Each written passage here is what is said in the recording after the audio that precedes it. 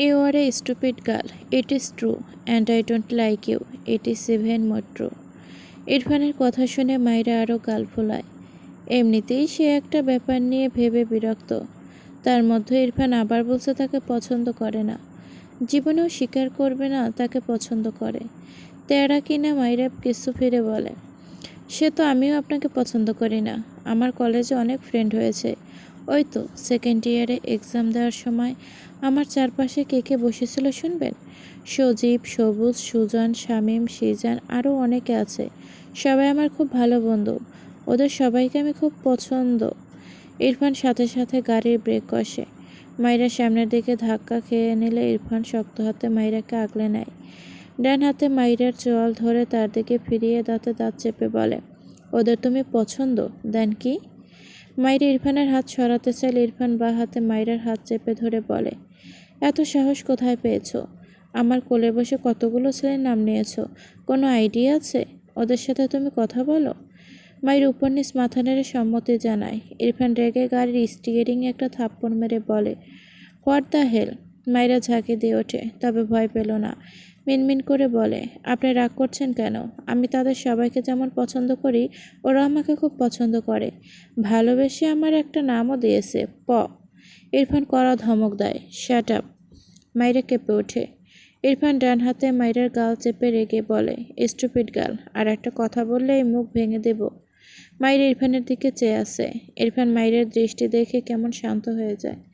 মাইরার গাল ছেড়ে ফোঁস করে শ্বাস ফেলে আর চোখে মাইরার দিকে চেয়ে গম্ভীর গলায় বলে, আমাকে রাগালে আমি বকবো, কিছু করার নেই। ইরফানের কথা শুনে মাইরা ভীষণ হাসি পায়, কিন্তু হাসল না, চেপে রাখলো নিজের মাঝে। ইরফান গলা ঝেড়ে বলে, ওদের সাথে তুমি সত্যিই কথা বলো? মায়ের অবুঝ বাচ্চার ন্যায় মাথা উপর নিচ করলো। ইরফান রেগে তার ডান হাত মুষ্টিবদ্ধ করলো। শক্ত চোখে তাকায় মাইরার দিকে।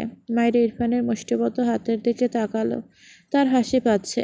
ইরফান রাখছেই ঠিকই, কিন্তু জারতে পারছে না। ফলে ইরফানের একটা অদ্ভুত অশান্তি হচ্ছে, যেটা মাইরার কাছে বেশ ভালো লাগছে।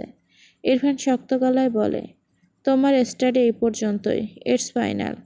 মাইরা চোখ বড় বড় করে তাকায়। হায় হায়, এই লোকটা সত্যি সত্যি তার পড়াশোনা বন্ধ করে দেবে নাকি? খুব ভালোই চেনা ইরফানকে। মাইরা দ্রুত বলে ওঠে, না না, আমি পড়ব। ইরফান গম্ভীর গলায় বলে, নো। মাইরার সাথে সাথে বলে, হ্যাঁ। ইরফান দাঁতে দাঁত পিষে বলে, বেডরুমে 24 ওয়ান্স পড়বে, নট কলেজ। মাইরা কাঁদো কাঁদো মুখ করে বলে, বেডরুমে বসে পড়লে আমাকে এইচএসসির সার্টিফিকেট কে দেবে? শিক্ষামন্ত্রী কি আমার শ্বশুর হয় যে সে আমাদের বেডরুমে এসে সার্টিফিকেট দিয়ে যাবে? ইরফান বিরক্ত চোখে মাইরার দিকে চেয়ে আছে। মাইরা মনে মনে হেসে বলে, শিক্ষামন্ত্রীর কি ছেলে আছে? আপনি কি জানেন?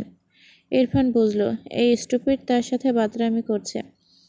পকেট থেকে ফোন বের করে কারো নাম্বার বের করে। মাইরা ইরফানের ফোনের দিকে তাকালে দেখলো হান্নান আঙ্কেল, কলেজের প্রিন্সিপাল। মাইরা চোখ বড় বড় করে তাকালো। এটা তাদের কলেজের প্রিন্সিপাল। তাদের প্রিন্সিপাল স্যার ইরফানের খুব ভালো পরিচিত। মাইরা জানে সত্যি সত্যি ফোন করে বলবে সে পড়বে না। মাইরা ইরফানের হাত থেকে ফোন কেড়ে নিয়ে দ্রুত কল কেটে দিয়ে কাঁদো কাঁদো মুখ করে বলে, এমন করছেন কেন? আমি তো এমনি বলেছি, আমি স্বনামের কোনো ছেলেকে চিনি না। সত্যি বলছি, আমার একমাত্র বান্ধবী মিলা, আর কেউ নাই। আমি পড়ব প্লেস। ইরফান সামান্য ঠোঁট বাঁকালো। এই পুচকি মেয়ে কখন থেকে তার মাথায় টুপি পরাচ্ছিল। বিড়বিড় করলো, স্টুপিড বাদর। এরপর গম্ভীর গলায় বলে, কান ধরো। মায়ের অবাক হয়ে বলে, কেন? ইরফান দুহাত বুকে আড়াআড়িভাবে গুজে বলে, আমি বলেছি তাই। মায়েরা রেগে বলে, আপনার কান আপনি ধরুন। ইরফান মাইরার হাত থেকে তার ফোন কেড়ে নিলে মাইরা ইরফানের হাত ধরে বলে, না না, কল করবেন না, ধরছি। ইরফান গম্ভীর গলায় বলে, ফার্স্ট। ইরফান অসহায় মুখ করে বলে, আপনার কান ধরি? ইরফান চোখ পাকিয়ে তাকায় মাইরার দিকে। এই বাদরকে কি করা উচিত? মাইরা মেকি হেসে বলে, ওভাবে তাকাচ্ছেন কেন? আমার কানে ধরছি। কথাটা বলে ইনোসেন্ট ফেস বানিয়ে আলতো হাতে তার কান দুটো ধরে। মনে মনে বিড়বিড় করে, আপনাকে যদি করলার জুস না খাইয়েছি, আমার নামও মাইরা নয়। খারাপ লোক। ইরফান চোখ ছোট ছোট করে বলে, কি বলছো? মাইরা দুদিকে মাথা নেড়ে বলে, কিছু না। ইরফান মনে মনে হাসলো। নিজেকে স্বাভাবিক করে বলে, বলো, আর বাদরামি করব না। মাইরা কিছুই বলল না। ইরফানের উপর রাগ লাগছে, তাকে জোকার বানানো হচ্ছে। মাইরাকে চুপ দেখে ইরফান তার ফোন স্ক্রল করতে করতে বলে, বুঝেছি তুমি পড়তে চাইছো না।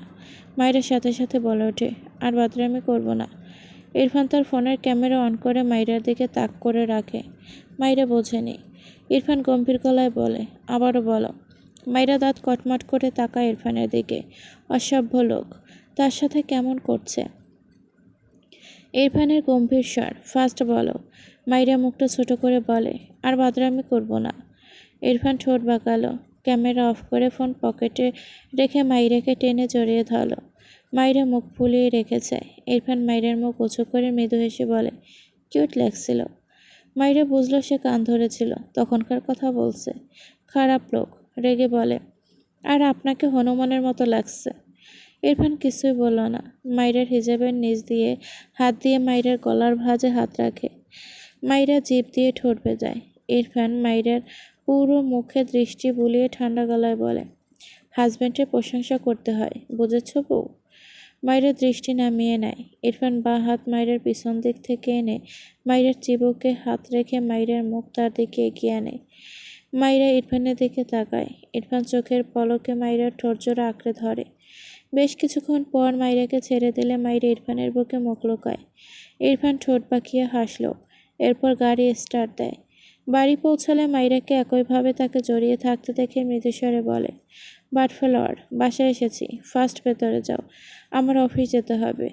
মাইরা মাথা উঁচু করে তাকালো। ইরফান মাইরার দিকেই চেয়ে। দুজনে চোখাচোখি হলো। মাইরা ইরফানকে ছেড়ে সোজা হয়ে বসে মৃদুস্বরে বলে, আপনি কখন আসবেন? ইরফান একটু ভেবে বলে, বলতে পারছি না। হোয়াই? মাইরা মিনমিন করে বলে, আজকে একটু 9টার মধ্যে আসবেন। কথাটা বলে মাইরা মাথা নিচু করে নেয়। সেভাবে কখনো বলেনি ইরফানকে, তাই কেমন যেন লজ্জা লাগলো। ইরফান অবাক হয়ে তাকায় মাইরার দিকে। মাইরা ইরফানের কোল থেকে নামতে গেলে ইরফান মাইরাকে টেনে শক্ত করে দুহাতে জড়িয়ে নেয়। এরপর মাইরার গলার সাথে গাল লাগিয়ে মৃদুস্বরে বলে, আসবো বউ? মাইরা টক গেল। ইরফান মৃদু হাসলো। তার তো যেতেই ইচ্ছে করছে না, আসবে কি? মাইরার গালে ঠোঁট দাবিয়ে রাখে। ওভাবেই বেশ অনেকক্ষণ থাকে। এরপর মাইরাকে নিয়ে গাড়ি ঘেঁকে বের হয়। মাইরাকে কোল থেকে নামিয়ে দাঁড় করিয়ে দিলে মাইরা ইরফানের দিকে একবার তাকিয়ে দ্রুত পায়ে বাড়ির দিকে যায়। ইরফান দু হাত প্যান্টের পকেটে রেখে মাইরার প্রস্থান দেখল। মাইরা তার শাশুড়ি থেকে জেনে ইরফানের পছন্দের একটি খাবার রান্না করেছে। এই নামের আগে শোনেনি সে। Kimchi fried rice. Fried rice তো শুনেছিল, কিন্তু কিমচি শোনেনি। রুমা নেওয়াজের কাছে শুনেছে ইরফান এই খাবার মাঝে মাঝেই তিনি রেঁধে দেন। ইরফান বেশ পছন্দ করে। আরও কিছু আছে, কিন্তু মাইরার এই একটা খাবার রাঁধতে জীবন শেষ। সে তার শাশুড়ি থেকে দেখে দেখে নিজেই রেঁধেছে। রান্না সে একদমই কাঁচা। তার মাতাকে কখনো রান্নাঘরে যেতে দেয়নি। ভাতের পানিটুকু দিতে হয়, মেয়েটি ওটুকু জানে না। তার মা তাকে কখনো কোনো কাজ হাত লাগাতে দেয়নি। মায়েরা কথাগুলো ভেবে হাসলো। কিন্তু এদিকে রান্নায় অপটু হওয়ায় যা রান্না করছে সেই খাবার ততটা ভালো হয়নি। যদিও তার শাশুড়ি প্রশংসা করেছে, কিন্তু মায়েরারও তো ভালো লাগেনি। তার মধ্যে তার ডান হাতের কবজির উপর দিকে বেশ খানিকটা জায়গায় তেল ছিটে এসে পুড়ে গিয়েছে। রোমানিয়াস মলম নিয়ে দিয়েছে, তবুও চলছে। মাইরা বেডের উপর বসে আছে। ঘড়িতে সময় 8টা। মাইরা বেড থেকে নেমে অষ্টমে গিয়ে অজু করে বের হয়। এরপর আবার হাতে মলম দিয়ে এশার নামাজ পড়ে নেয়। নামাজ শেষে ঘরের দরজা আটকে দেয়। এগিয়ে গিয়ে কাবাড থেকে কফি ব্রাউন কালারের সিল্কের শাড়ি বের করে। সময় নিয়ে শাড়িটি খুব সুন্দর করে জড়িয়ে নেয় মাইরা। কুচি করে পরেছে, বাম কাঁধে আঁচল ছেড়ে দিয়েছে। শাড়ি পরা শেষে আয়না থেকে পিছন দিকে গিয়ে নিজেকে দেখলো, ভালো লাগছে। এরপর তার বিয়েতে পাওয়া অনেক অনেক সাজার জিনিস পেয়েছিল। তার মধ্যে প্রায় অর্ধেক বের করে। এত এত জিনিস দিয়েছিল ইরফানদের বাড়ি থেকে। মাইরে প্রথম দেখে মাথায় হাত দিয়ে বসেছিল। মনে হয়েছে তাকে দোকান তুলে এনে দিয়েছে সবাই মিলে। এসব ভাবনা দেখে মায়েরা খুব সুন্দরভাবে নিজেকে সাজায়, চুলগুলো হাত খোপা করে নেয়। নিজেকে পরিপাটি করে মাইরা ঘড়িতে দেখলো 9টা 10 বাজে। ইরফান হয়তো এখন আসবে। মাইরা ব্যস্ত হাতে সব গুছিয়ে রাখলো। গত 2.5 ঘন্টা যাবৎ মাইরা উদাস মনে বেলকনিতে দাঁড়িয়ে আছে। ইরফান আসেনি। মাইরার এত মন খারাপ কখনো হয়নি। আসলে তো এভাবে কখনো অপেক্ষা করেনি ইরফানের জন্য। ইরফান তো বলেছিল আসবে। তাকে বলে মানুষটা কি ভুলে গিয়েছে? মাইরা ইরফানকে অনেকবার কল করেছে, তার কলটাও রিসিভ করেনি ইরফান। মাইরা আবারও ইরফানকে কল দেয়। এবার কল কেটে যায়। ওপাশ থেকে। মাইরা না পেরে ফুপিয়ে ওঠে। আসবে না? তাহলে বলল কেন আসবে? আর এখন ফোন তুলছেও না, আবার কেটে দিল। মাইরা দুহাতে চোখ মুছে ফারাহার ফোনে কল করে। ফারাহা বেডের উপর বসেই খাচ্ছিল। পাশে শুদ্ধ বসে কথা বলছে নাসিমের সাথে। কথা বলার ফাঁকে ফাঁকে ফারাহাকে জ্বালায়। ফারাহা রেগে তাকায়, মনে হচ্ছে এই লোক বাচ্চা। শুধু হাসতে হাসতে কথা বলে। হঠাৎই ফারাহার দিকে তার ডান হাত এগিয়ে নিলে ফারাহা নিচু হয়ে শুদ্ধর হাতে কামড়ে দেয়। শুধু চেঁচিয়ে ওঠে, ও মা গো, এই রাক্ষসী আমার হাত ছাড়ো, ইস। ফারাহা শুদ্ধর হাত ছেড়ে রেগে বলে, আরেকবার যদি চালিয়েছ তাহলে খাবই না আমি, বলে দিলাম। শুধু অসহায় মুখ করে বলে, শোনো নাসিম, আমার জন্য বিদেশি মেয়ে দেখ, যে আমাকে না কামড়িয়ে শুধু চুমাবে। ওপাশ থেকে নাসিম হেসে বলে, তুই কি মানুষ হবি না? বউটাকেও শান্তি দিস না। ফাইজের কাছে বিচার দিচ্ছি আমি, দাঁড়া। ফারাহা হাতের প্লেট বেডের উপর ঠাস করে রেখে ধূপধাপ পা ফেলে রুমের বাইরে যায়। শুধু নাসিমকে কোনো রকমে বলে কল কেটে দৌড় দেয় ফারাহার পিছু। নিশ্চিত অন্য ঘরে গিয়ে দরজা আটকাবে এই মেয়ে, তখন কেলেঙ্কারি হয়ে যাবে। সত্যি সত্যি ফারাহা পাশের রুমে গিয়ে দরজা আটকাচ্ছিল। শুধু জোর করে ফারাহাকে টেনে জড়িয়ে ধরে। ফারাহা মুচড়ামুচড়ি করে বলে, ছাড়ো আমায়, যাও বিয়ে করো তা আরও 100টা, ছাড়ো বলছি। শুধু অসহায় কণ্ঠে বলে, না না, আমার চুমাচুমি লাগবে না। ফারা পাখি কামড়ালেও তাকেই লাগবে। আমার পাখি তুমি। ফারাহার ফোন বাজলে ফারাহা শুধুকে ঠেলে বলে, ছাড়ো। শুধু ফারাহার গালে চুমু খেয়ে বলে, আবার সারাসারি, আর বলবো না। আমার একমাত্র বউ তুমি, তোমাকে আমি গরুর। ফারাহা কটমট চোখে তাকালে শুধু মেঘে হেসে বলে, সত্যিকারের ডার্ক চকলেট কিনে দেব। এভাবে তাকাও কেন? ছাড়ো, আমার ফোন বাজছে। শুদ্ধ আর কিছু বলো না। ফারাহাকে ছেড়ে স্বস্তির নিঃশ্বাস ফেল। বউটাকে রাতে কাছে থাকার জন্য কত তেল মালিশ করা লাগে। আহারে, বিয়ে করেও তার অনেক কষ্ট। ফারাহা মাইরের ফোন দেখে রিসিভ করলো। মাইর উপাস থেকে বলে, আপু, শুদ্ধ ভাইকে একটু বলবে ওনার ভাই কোথায়। ফারাহা শুদ্ধকে জিজ্ঞেস করলে সে জানায় ইরফান তার অফিসে। সে আসার আগে ইরফানের অফিসে গিয়েছিল। মাইরা কথাটা শুনে কল কেটে দেয়। মাইরা 11:30 থেকে আরও 2.5 ঘন্টা অর্থাৎ 2টা পর্যন্ত অপেক্ষা করলো ইরফানের জন্য। বেলকনির কোনায় হাঁটু মুড়ে বসে বসে কতক্ষণ যে কাঁদলো মেয়েটা। এত কষ্ট লাস্ট কবে হয়েছিল মাইরা বুঝে পায় না। খোপা করা চুলগুলো পিঠ ছড়িয়ে মেজে ছুঁয়েছে। মাইরা ফুপিয়ে কাঁদতে কাঁদতে বিড়বিড় করে বলে, আপনি আসবেন না শিশলা? ঘড়িতে তখন 2টা 45। ইরফান গাড়ি গ্যারেজ রেখে এক প্রকার দৌড়ে বাড়ির ভেতর প্রবেশ করে। কাছে চাবি থাকায় প্রবলেম হয়নি। কোনো দিকে তাকালো না ছেলেটা। 3-4টে করে সিঁড়ি বেয়ে উপরে উঠে সোজা তার ঘরে যায়। দরজা ঠেলে দ্রুত ভেতরে প্রবেশ করলে দেখলো মাইরা ঘরে নেই। দ্রুত পায়ে বেলকনিতে গেলে পায়ের সাথে কিছু ধাক্কা লাগে। ইরফান নিচু হয়ে তাকালে মাইরাকে দেখে সাথে সাথে হাঁটু মুড়ে বসে মাইরাকে আগলে নেয় তার সাথে। সময় ব্যয় না করে মাইরাকে কোলে তুলে ঘরে এনে বেডে শুয়ে দেয়। মাইরার দিকে তাকালে তার ভুরু কুঁচকে যায়। মেয়েটার শরীর কেমন যেন একদম ছেড়ে দেয়। মাইরার হাতের সাথে ধাক্কা লাগে, কী সব যেন ছিটকে পড়ে যায় টাইলসের উপর। মৃদু শব্দে ভেসে আসে। ইরফান বিস্ময় চোখে তাকালো। সাথে সাথে ইরফানের দিকে তাকিয়ে মাইরার গালে হাত দিয়ে ডাকে, বাটফলোয়ার। মাইরার সাড়া নেই। ইরফান ডোক গেলে মাইরার দু গালে আলতো হাতে থাপ্পড় দিয়ে ডাকে, বাটফলোয়ার, কি হয়েছে তোমার? ওঠো। মাইরার কোনো সাড়া নেই। ইরফান ভীত হয়। বেডসাইড টেবিলের উপর থেকে গ্লাস নিয়ে মাইরার মুখে পানি ছিটিয়ে দিলেও মাইরার কোনো সাড়া না পেয়ে ইরফান হাতের গ্লাস ছুঁড়ে ফেলে। মাইরাকে টেনে তার বুকে জড়িয়ে নেয়। কাঁপা কণ্ঠে বলে, এই বাটফলোয়ার, চোখ খোলো, আই এম সরি। মাইরার শরীর ছেড়ে দেয়। ইরফানের শরীর কাঁপছে। মাইরার গালে হাত দিয়ে অসহায় কণ্ঠে ডাকে, লিটল গার্ল, প্লিজ কিছু বলো। মাইরার কোনো সাড়া না পেয়ে ইরফান মাইরাকে শক্ত করে বুকে জড়িয়ে নিয়ে আবারও কম্পিত স্বরে বলে, এই বউ, এই তো আমি এসেছি, চোখ খোলো প্লিজ। সরি বউ। Irfan first aid box check করলে দেখলো ঘুমের ওষুধের ভরা পাতা একদম ফাঁকা। শুকনো ডোক গিলে ছেলেটা। মেঝেতে অনেকগুলো ওষুধ পড়েছে মাইরার হাত থেকে। সে ঠিক বুঝতে পারছে না মাইরা কয়টা ওষুধ খেয়েছে। এত অসহায় লাগলো নিজেকে। তার বাটফলোয়ার তার কাছে সময় চেয়েছিল, কিন্তু সে তার বাটফলোয়ারকেই চাওয়াটুকু দিতে পারল না। সময় নষ্ট না করে মাইরাকে নিয়ে হসপিটালের উদ্দেশ্যে বের হয়ে যায়। তার বাবা মাকে আর ডাকেনি। হসপিটালে নিয়ে আসলে ডক্টর জানায় মাইরা 4টি ঘুমের ওষুধ খেয়েছে। তেমন কোনো প্রবলেম হয়নি। ডক্টর কিছু ওষুধ দিয়েছে আর মাইরে ঘুমাবে, এতে ঘাবড়ানোর কিছু নেই। আর বলেছে মাইরার অতিরিক্ত দুর্বলতায় জ্ঞান হারিয়েছিল, বেশি বেশি খাওয়াতে হবে। এরপর ইরফান মাইরেকে নিয়ে আবারও বাড়িতে ফিরে আসে। ইরফান তার অফিস থেকে 8টা 10-এ বেরিয়েছিল। সে তো তার বাটফেলোয়ারের বলা কথা অনুযায়ী আরও দ্রুত আসতে চেয়েছিল। মাইরা তার কাছে এর আগেও অনেক কিছুই চেয়েছে, কিন্তু কখনো সম্মান চায়নি তার কাছে। ইরফানের মনে হয় মাইরা তার কাছে সবচেয়ে দামি জিনিসটাই আর চেয়েছে। সময়ের চেয়ে দামি কিছু আর হয়? ভালোবাসার মানুষের থেকে পাওয়া সময়টুকু তো সবচেয়ে মূল্যবান হয়। অফিস থেকে বেরিয়ে ইরফান সর্বপ্রথম একটি ঘড়ির শোরুমে যায়। ব্র্যান্ডের একটি কাপড় ঘড়ি কেনে, যার প্রাইস এসেছে 1,40,000। ইরফান ঘড়ি দুটো নিয়ে আরেকটি শোরুমে যায়, যেখান থেকে 30টি ফটো অ্যালবাম কিনে নেয়। গত 1 বছরে তার আর মাইরের 100 পিক এঁকেছে, সেই সব এই অ্যালবামগুলোর মধ্যে সাজাবে। ইরফানের মনে আছে, তাদের বিয়েতে তার রিলেটিভরা অনেকে মাইরাকে অনেক কিছু পাশাপাশি চুড়িও দিয়েছে। ইরফানের মনে হয় মাইরার হয়তো চুড়ির সবচেয়ে বেশি পছন্দ হয়েছে। ইরফান তার ভাবনা অনুযায়ী গিফট শপে গিয়ে 30 ইঞ্চির একটি চুড়ির বক্স কিনে, যার ভেতরে 60 ডজন চুড়ির সেট আছে। রেশমি চুড়ি, কাচের চুড়ি সহ আরও বিভিন্ন ধরনের চুড়ি আছে। সবশেষে মাইরার জন্য একটি ডায়মন্ডের রিং নেয়, সাথে 5টি বেলি ফুলের গাজরা নেয়।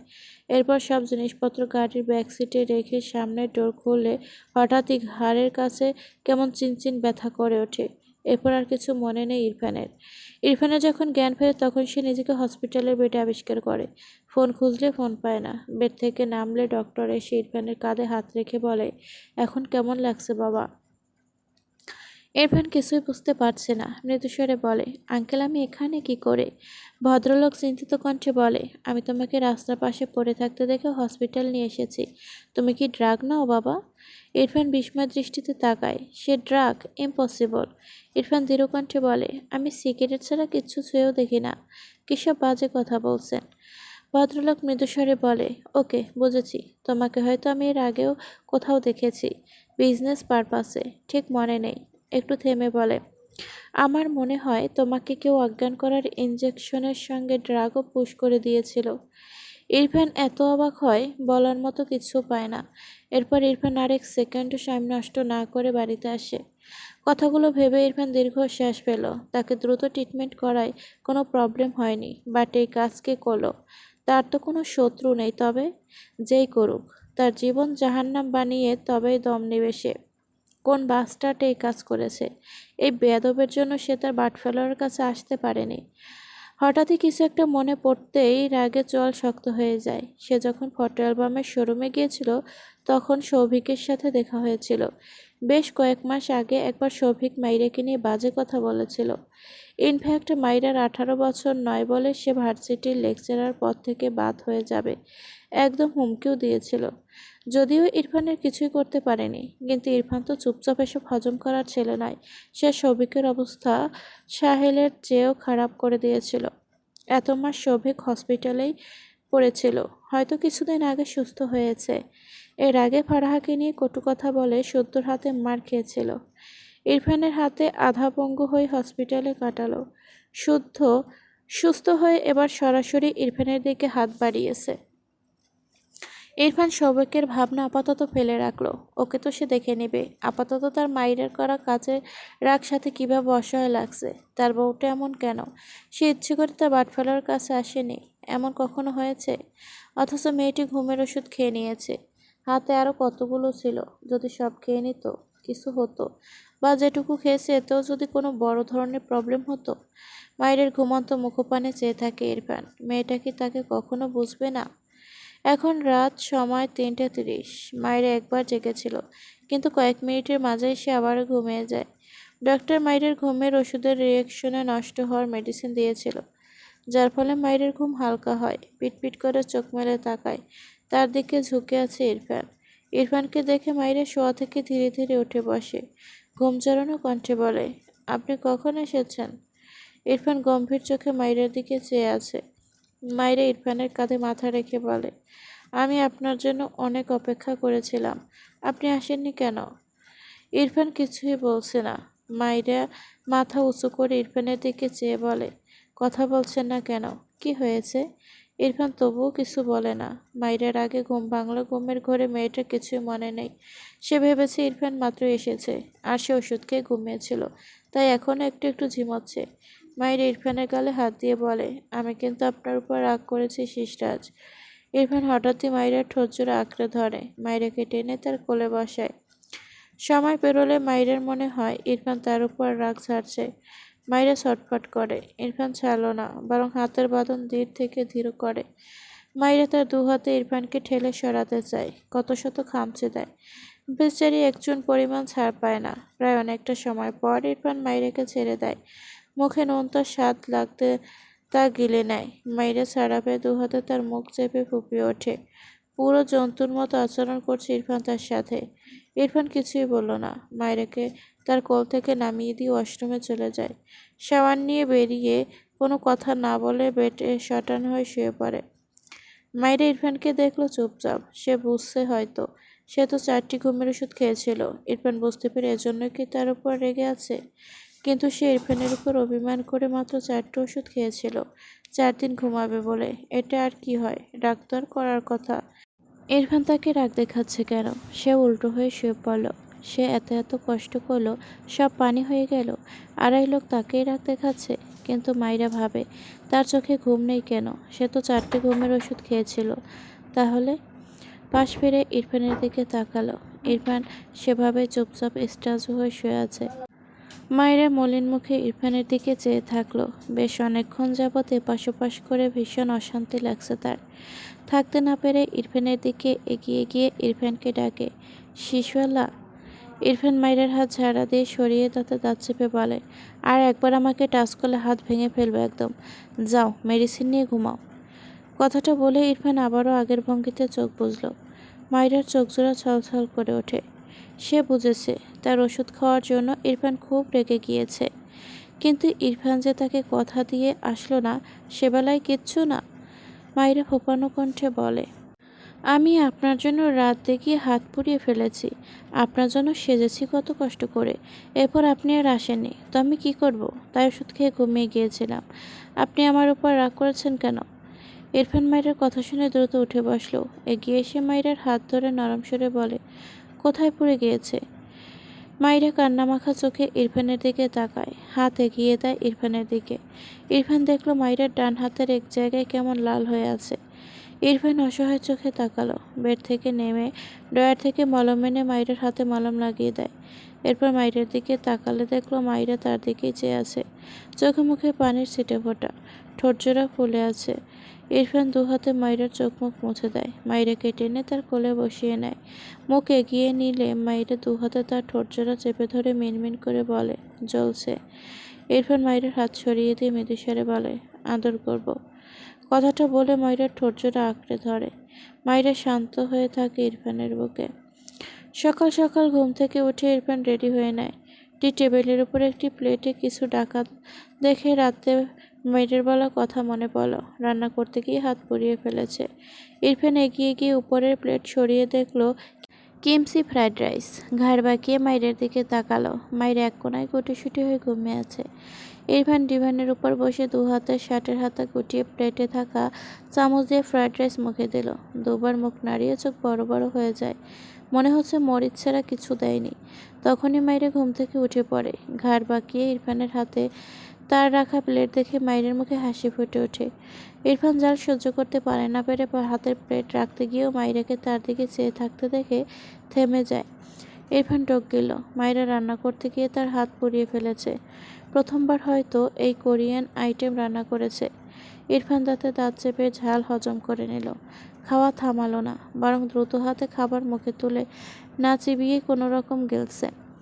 মাইরা শোয়া থেকে উঠে বসে বিচলিত কণ্ঠে বলে, আস্তে খান, গলায় বেঁধে যাবে তো। ইরফান শুনল না। কোনো রকমে প্লেটের সবটুকু খেয়ে আশেপাশে পানি খুঁজলে পানি পায় না। তার দোকান দিয়ে যেন ধোঁয়া বের হচ্ছে। ডিভানের উপর থেকে ব্লেজার নিয়ে গায়ে জড়াতে জড়াতে রুম থেকে বেরিয়ে গেল। মাইরা ভাবল ইরফানের হয়তো অফিসে লেট হয়ে যাচ্ছে, তাই তাড়াহুড়ো করে চলে গেল। মাইরা বেড থেকে নেমে ওয়াশরুমে যায়। ইরফান বড় বড় পা ফেলে নিচে নেমে ডাইনিংয়ে তার মাকে দেখে বহু কষ্টে বলে, আম্মু, ঝাল কমানোর কিছু দাও। রোমা নেওয়াজ ছেলেকে দেখে অবাক হয়। ইরফানের চোখ দুটো অনেক লাল হয়ে আছে। ইরফান তার মাকে চুপচাপ দাঁড়িয়ে থাকতে দেখে বলে, আম্মু প্লিজ ফাস্ট কিছু দাও। রোমা নেওয়াজ ফ্রিজের দিকে যেতে যেতে বলে, জাল খেতে পারো না, খেয়েছো কেন? আর খেলেই বা কি? ইরফান কিছুই বলল না। রোমা নেওয়াজ ফ্রিজ থেকে ঠান্ডা পানির বোতল এনে ইরফানের দিকে বাড়িয়ে দিলেন। ইরফান তার মায়ের হাত থেকে বোতল নিয়ে ডকডক করে পানি খেতে থাকে।